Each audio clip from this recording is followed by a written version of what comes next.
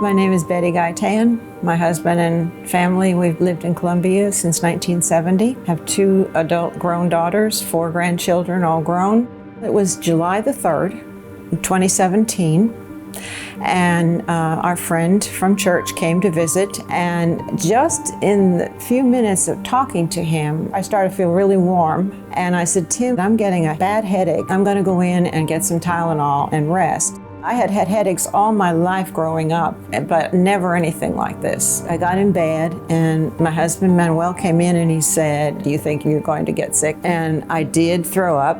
That was all I remember. Now I have, what my family has told me what happened. I did go by ambulance to the hospital. I did evidently call my daughter in North Carolina, but I don't remember it. I told her that they said I'm having surgery for an aneurysm. Mrs. Gaetan suffered a subarachnoid hemorrhage from a ruptured aneurysm in the brain. It was found in the specifically, it's called the anterior cerebral artery, which is a very common area to have an aneurysm. Fortunately, she was able to get to us in enough time so that we could stabilize her blood pressure and follow her very closely. That evening she came in, we were able to obtain a CT angiogram that we were able to identify that aneurysm pretty quickly. Fortunately, we were able to fix things through the leg. We were able to fit these very small wires called coils into the aneurysm. In the end, it was to prevent any blood flow from going into it, to prevent any re-rupture.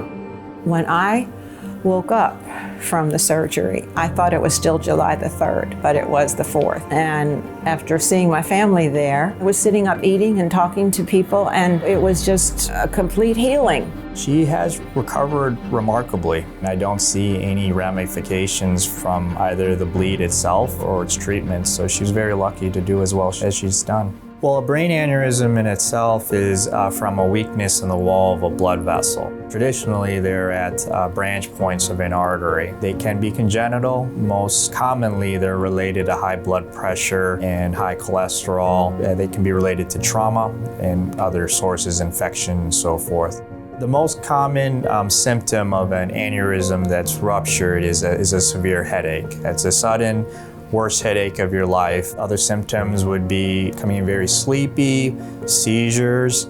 Dr. Mangabat, great. I just feel blessed that he was the surgeon that took care of me, because I don't think anyone else could have done more. And just the respect that people show him there that are working with him. Oftentimes when I go for an appointment and if we have to wait, or they'll come out and say, "We just had an emergency," and I always tell my husband, I was an emergency case and he took care of me. I could never ever say, "Oh, I'm not gonna sit and wait for an hour." I would wait as long as I had to, because I can see how he deals with his patients and his staff, and I just think he's wonderful. It was the best experience you could have for having to go through an aneurysm surgery.